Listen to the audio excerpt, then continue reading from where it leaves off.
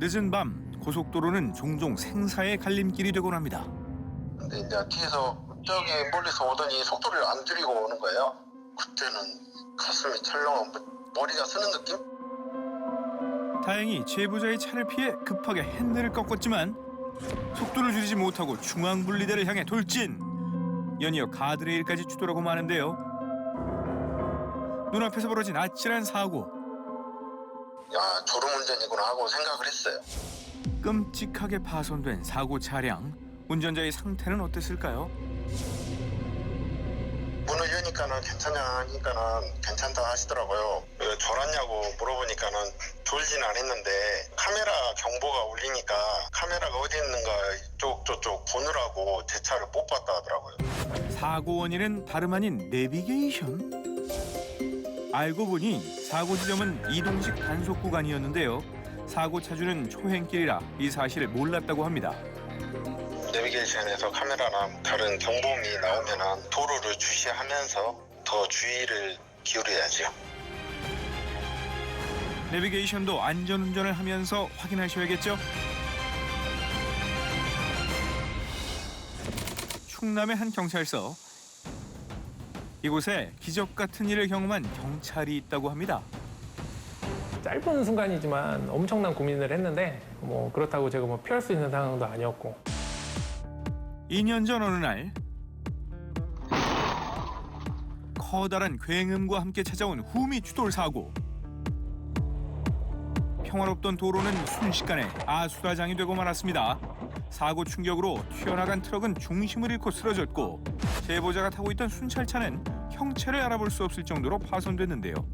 대학생들이 국토대장정을 하는 날이었는데 제가 그 국토대장정 맨 후미에서 에스코트를 하는 상황이었습니다. 15톤 트럭이 졸음운전을 하다가 저희 순찰차를 미처 발견하지 못하고 충격한 사고였죠.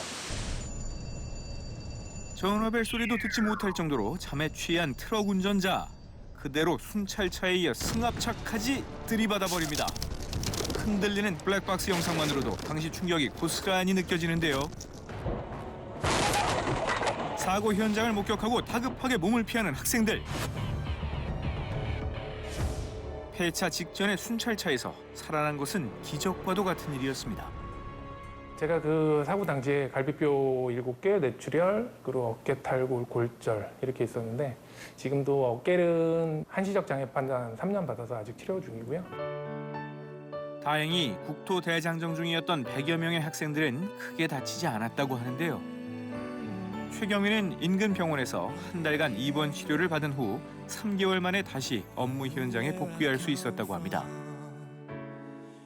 주로 뭐 고맙다 이런 내용이 제일 기억에 나고요. 지금 뭐 큰 보람 느끼면서 계속 일하고 있습니다.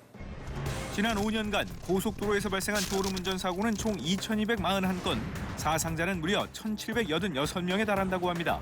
졸음운전은 본인은 물론 다른 사람의 목숨까지 앗아갈 수 있다는 걸 명심하시기 바랍니다. 감사합니다.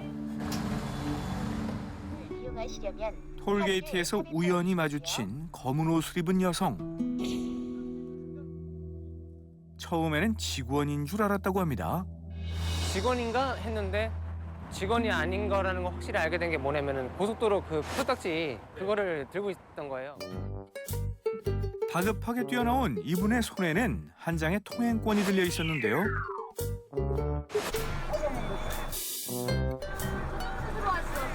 직원분한테 통행권을 내밀면서도 빨리 해줘요 하면서 살짝 웃으면서 애교식으로 이렇게 하시더라고요. 길을 잘못 들어 하이패스 차로로 나간 운전자가 경보음을 듣고 나홀로 빠져나간 자리에는 자동차 한 대가 위태롭게 서 있었습니다.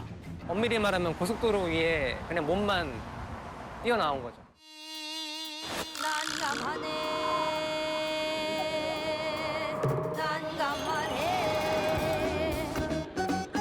제 뒤에 차가 또 한 대가 더 있었는데 그 차 앞으로 또 가로질러서 뛰어가는 거 보니까 조금 안타깝긴 했어요.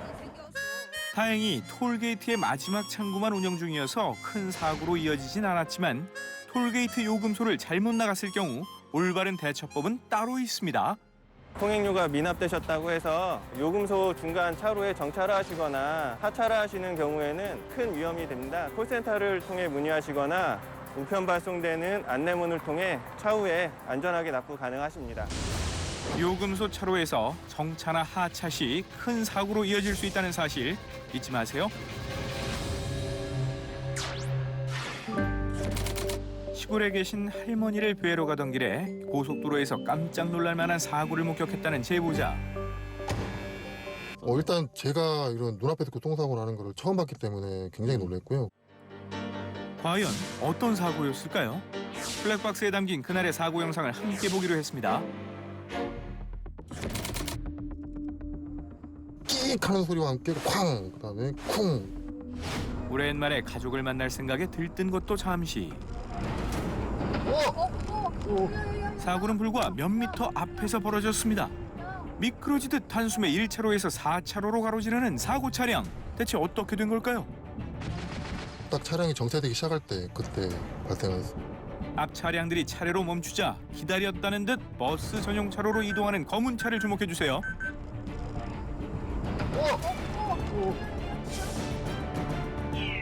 갑자기 끼어든 승용차와 충돌을 하였고 충돌한 스타렉스 차량이 중앙분리대에 부딪힌 후 갓길까지 밀려나왔습니다.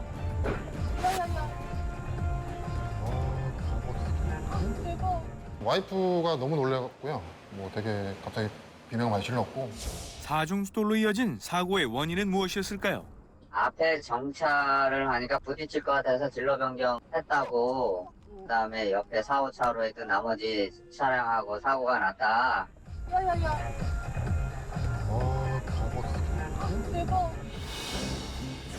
평소 교통사고를 종종 목격했다는 제보자. 하지만 그날의 사고는 잊을 수 없다고 합니다. 저희 딸하고 병원에 가는 길이었거든요. 그런데 갑자기 앞에서 대포 소리처럼 뻥 하고 들렸던 거로 기억합니다. 소리의 정체는 무엇이었을까요? 확인을 위해 블랙박스를 살펴보니 차선 변경을 시도하는 덤프 트럭이 눈에 띕니다. 수돌과 동시에 터져버린 덤프 트럭의 타이어가 굉음의 원인이었다는군요. 다행인지 몰라도 이런 몸에는 부러지거나 상처나거나 이런 부분은 없었고, 그리고 눈 쪽에 찢어진 부분이 있어서 계속 피가 흐르고 있었어요. 트럭과 경차의 압도적인 크기 차이 때문에 더욱 위험천만해 보이는 사고 영상. 대체 원인은 무엇이었을까요? 그렇게 얘기를 하셨어요. 못 봤다. 이런 대형 화물차, 포크레인 같은 경우 좀 사각지대가 많이 돼 있는 부분이죠. 쉽게 말해서 사이드 미러만 확인하고 차 없다 들어가다가 보통 이런 사고가 많이 나거든요. 차체가 높은 덤프 트럭의 사각지대는 얼마나 될까요? 운전석에서 거울을 통해 보이는 시야로 확인한 결과 조수석 쪽 성인 7명, 운전석 쪽 성인 10명이 나란히 선 크기였습니다. 누구에게나 일어날 수 있는 트럭 사각지대 사고. 미연에 방지하려면 어떻게 해야 할까요? 우측차로든 좌측차로든 덤프트럭 옆에 지나가려고 하면 먼저 뒤를 양보하거나 아니면 경적을 울리면서 지나간다던가 이런 방법들이 있겠죠.